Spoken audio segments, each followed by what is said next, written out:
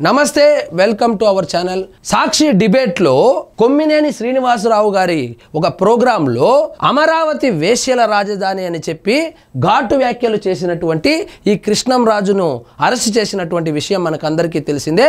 ఆయనకు 14 రోజులు రిమాండ్ కూడా విధించారు. ఆయన్ని విచారిస్తే విచారణలో డబ్బులు తీసుకునే లైవ్ లో తిట్టినట్లయితే ఒప్పుకున్నట్లే వార్తలు వస్తున్నాయి. ఇక్కడ చూడండి, డబ్బులు తీసుకుని లైవ్ లో తిట్లు. కృష్ణంరాజు వ్యాఖ్యల వెనుక వైసీపీ పెద్దలు రాష్ట్రంలో అలజడి సృష్టించేందుకేనా అని చెప్పి ఒక క్వశ్చన్ మార్కు. ఇంకా అలజడి సృష్టించడానికే కదా ఇంత చేస్తా ఉండేది, అలజడి సృష్టించడానికే కదా. నిన్న పొదిల్లో చూసాము కదా, శాంతియుతంగా వాళ్ళు నిరసన తెలుపుతా ఉంటే వైఎస్ఆర్సీపీ గూండాలు ఆడవారని చూడకుండా మహిళలు అని కూడా చూడకుండా దాడి చేశారు. సో ఆంధ్రప్రదేశ్లో శాంతి భద్రతలకు విఘాతం కలిగించడానికి శతవిధాల వైఎస్ఆర్సీపీ ప్రయత్నిస్తుంది.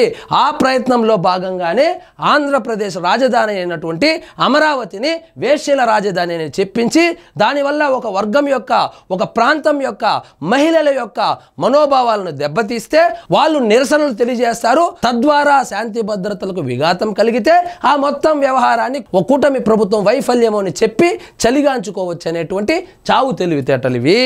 ఎవరు చెబితే ఈ వ్యాఖ్యలు చేశారు? ఆరా తీస్తున్న పోలీసులు. అమరావతి వేశ్యల రాజధాని అంటూ ఓ టీవీ డిబేట్లో జర్నలిస్టు కృష్ణంరాజు చేసిన వ్యాఖ్యలు రాష్ట్ర వ్యాప్తంగా దుమారం లేపుతున్నాయి.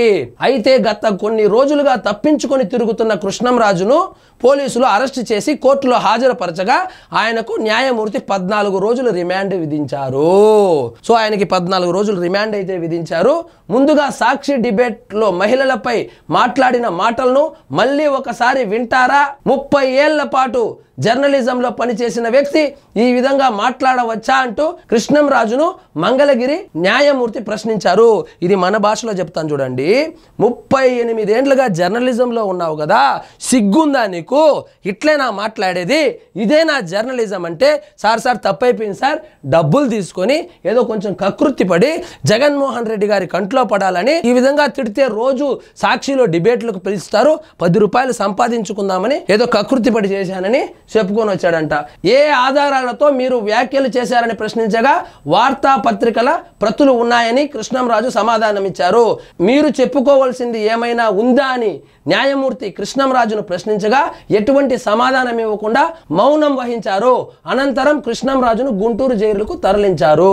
సో 14 రోజులు రిమాండ్ అయితే విధించారు. 38 సంవత్సరాల జర్నలిజం కెరీర్ అంటే అయినది దేనికి సార్? సంస్కారం లేని అనుభవము దేనికి? సో ఇదండి ఈరోజు మన టాపిక్. మీకు ఈ వీడియో నచ్చినట్లయితే లైక్ చేయండి, షేర్ చేయండి, ఛానల్ మాత్రం సబ్స్క్రైబ్ చేసుకోవడం మర్చిపోవద్దు.